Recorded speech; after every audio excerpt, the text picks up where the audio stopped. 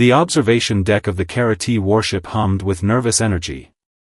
Commander Voss pressed his three-fingered hand against the viewport, watching the empty stretch of space between his fleet and the newcomers.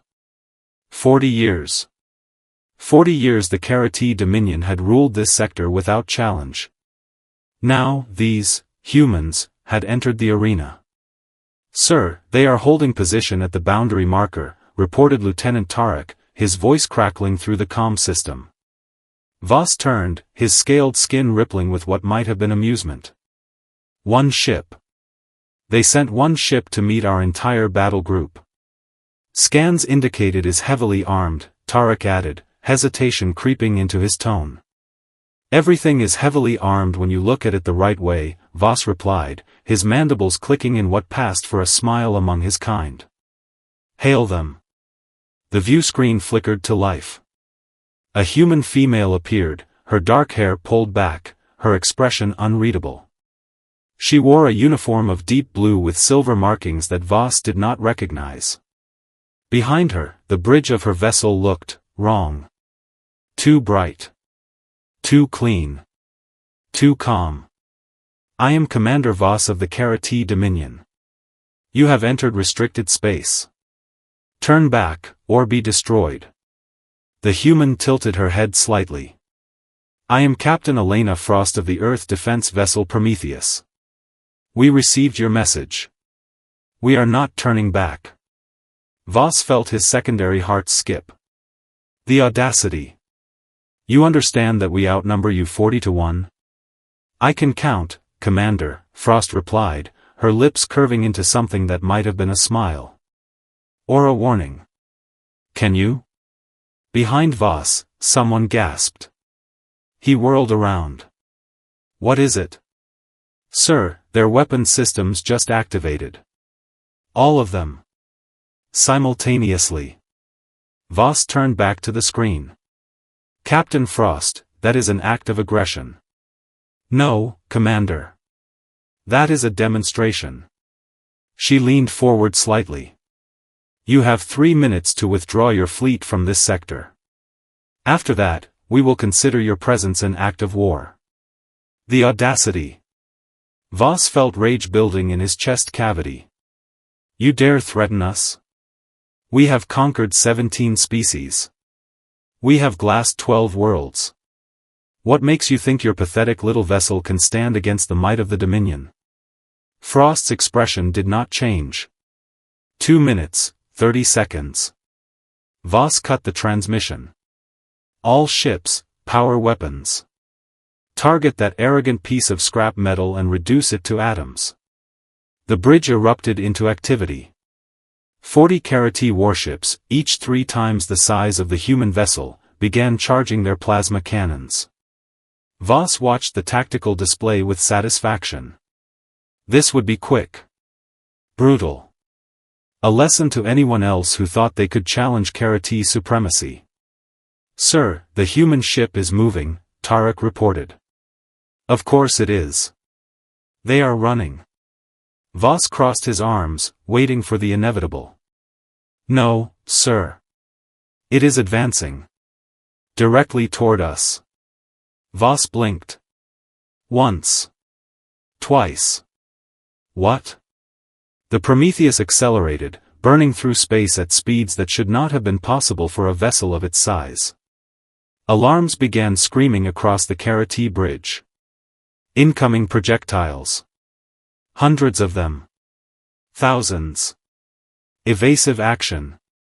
Voss shouted, but it was already too late. The human ship had not fired energy weapons. Instead, it had launched what appeared to be simple kinetic rounds. Chunks of metal accelerated to relativistic speeds. They tore through Karathi shields like they were not even there, punching holes through hull plating, detonating fusion cores, sending ships spinning out of control in cascading explosions of light and debris. 10 ships gone in the first salvo. 10 ships. In seconds. Return fire. All batteries. Voss screamed, his voice breaking. The remaining Karathi vessels opened up, streams of superheated plasma converging on the Prometheus. The human ship danced through the barrage, its movements precise, calculated, impossible. Every shot that should have connected somehow missed by centimeters. Then the Prometheus fired again. Not kinetic rounds this time. Beams of coherent light, burning with the intensity of a star's core, sliced through another dozen Karathi vessels. Metal boiled. Atmosphere vented. Crew members died screaming. Shields at 30%, someone shouted. Retreat. All ships retreat. Voss ordered, pride forgotten, replaced by primal fear. But the Prometheus was not done. It pivoted in space, impossibly agile for something so massive, and launched another volley.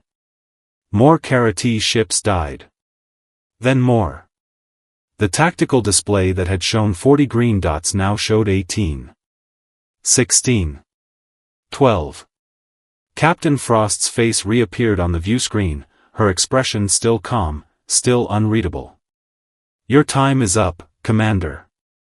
What are you? Voss whispered, not caring any more about authority, about dominance, about anything except survival. Human, Frost replied simply. And we have had quite enough of bullies. The Prometheus fired one last time. Voss had just enough time to see the projectile heading directly for his bridge before everything went white, then black, then nothing at all. Across the sector, the surviving Karathi vessels scattered, fleeing in every direction, abandoning formation, abandoning discipline, abandoning any pretense of courage. They had come to this place as conquerors. They left as refugees. And behind them, the Prometheus held position, its hull unmarked, its systems operating at optimal efficiency, its crew already preparing for whatever came next. The galaxy had just learned a very important lesson. Humanity had arrived. And nothing would ever be the same again. High Admiral Qren of the Valthorian Empire received the distress signals approximately 6 hours after the incident. His 4 eyes widened as he reviewed the data, replaying the sensor logs 3 times to ensure they were not corrupted. 40 Karathi warships. Destroyed or routed. By one human vessel. In less than 8 minutes. This is impossible, he muttered, his tentacles coiling nervously around the armrests of his command throne. The data has been verified, Admiral, his tactical officer, Mora, reported. Her voice carried an edge he had never heard before. Was it fear? 3 independent sources confirm. The humans did this. Qren leaned back, his breathing apparatus hissing softly. The Karathi were not friends, certainly, but they were known. Predictable. Manageable. This new variable, these humans, they represented something far more dangerous. The unknown. Assemble the council, he ordered. Every species with a stake in this sector needs to know what we are dealing with. 12 hours later, representatives from 9 different civilizations gathered in the neutral station orbiting Praxis 7. The chamber buzzed with a dozen different languages, translated in real time by the station's AI. Qren stood at the center platform, his presence commanding immediate silence. We have all seen the reports, he began, his voice resonating through the translation matrix. The humans have demonstrated capabilities far beyond what our intelligence suggested. The question before us is simple. Do we respond with force, or do we attempt diplomacy? Force, roared Ambassador Krell, the Thorian delegate, his massive frame shaking with barely contained aggression. We outnumber them millions to 1. One lucky victory does not make them invincible. One lucky victory? Mora spoke up from her position beside Qren, projecting the battle data onto the holographic display. Watch again. Every movement calculated. Every shot precise. They did not suffer a single hit. That is not luck. That is superiority. Murmurs rippled through the assembly. Krell's tusks ground together audibly, but he said nothing more. Perhaps, suggested Envoy Lyra of the Sethari Collective, her translucent skin shimmering with bioluminescent patterns, we should attempt communication before escalation. Learn their intentions. Their capabilities. Their weaknesses. Agreed, Qren said, though the word tasted bitter. He was a military commander, not a diplomat. But he was not stupid. I propose we send an envoy fleet. Armed, but with open channels. We approach as equals, not enemies. The vote was unanimous, though Qren suspected several delegates voted out of fear rather than wisdom. Within 20 hours, a fleet of 15 ships representing 7 different species departed for human space. Qren commanded the expedition personally, because he needed to see these humans with his own eyes. Needed to understand what kind of species could engineer such devastation with such apparent ease. They found the Prometheus exactly where it had been after the battle, holding position at the boundary marker like a sentinel. Qren ordered his fleet to halt at a respectful distance, then opened a communication channel. Captain Frost appeared on screen almost immediately, as if she had been expecting them. Admiral Qren of the Valthorian Empire. Your reputation precedes you. As does yours now, Captain, Qren replied carefully. Though I admit, we know very little about your people. That is why I am here. To talk. To understand. To prevent further bloodshed. Frost nodded slowly. Bloodshed can be prevented quite easily, Admiral. Stop attacking people. Stop conquering worlds. Stop behaving like the universe belongs to you. The Karathi initiated hostilities, Qren pointed out. And paid the price. Will you make the same mistake? Qren felt his tentacles tighten involuntarily. Direct.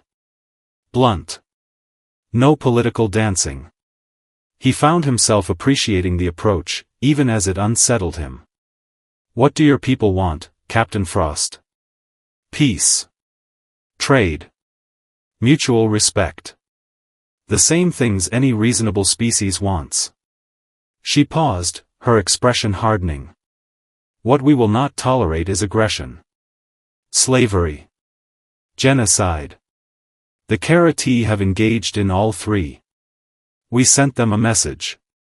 I hope the rest of the galaxy was listening. We were, Qren admitted. And now we are uncertain. Your technology is clearly advanced. Your military prowess undeniable. Some among us fear you have come to conquer, as so many others have before you. Frost actually laughed at that, a short, sharp sound that the translator struggled to convey. Admiral, if we wanted to conquer this sector, we would not have stopped at one ship. Earth has 600 vessels just like Prometheus. Another 2,000 support craft. And that is just our defensive fleet. We have no interest in empire building. We tried that once, back home, centuries ago. It did not end well for anyone involved. We learned. Adapted. Evolved. 600. The number hung in the air like a death sentence. Qren felt his secondary brain processing the implications, running calculations, projecting outcomes. Every scenario ended the same way. Humanity could not be defeated through conventional warfare. At least, not without catastrophic losses that no alliance would accept. Then what do you propose? Qren asked, forcing his voice to remain steady. A treaty. Non-aggression. Open borders for trade. Shared technology for mutual benefit. And a very clear understanding. Anyone who violates the terms, anyone who threatens innocent populations, anyone who decides they want to test humanity's resolve. Frost leaned closer to the camera, her eyes cold as the void itself. Well, they can ask the Karathi how that worked out. Qren looked around the bridge, seeing his own uncertainty reflected in the faces of his crew. Then he made a decision that would alter the course of galactic history. I accept, on behalf of the Valthorian Empire. I believe the other delegates will as well. Smart choice, Admiral. Frost's expression softened slightly. For what it is worth, we genuinely do want peace. But we have learned, through very hard experience, that peace must be backed by strength. Otherwise, it is just a pretty word that bullies use to justify their next atrocity. The communication ended. Qren sat in silence for a long moment, then turned to Mora. Send word to the homeworld. Tell them we have encountered a species that fights like demons but speaks like philosophers. Tell them the age of easy conquest is over. Tell them. He paused, searching for the right words.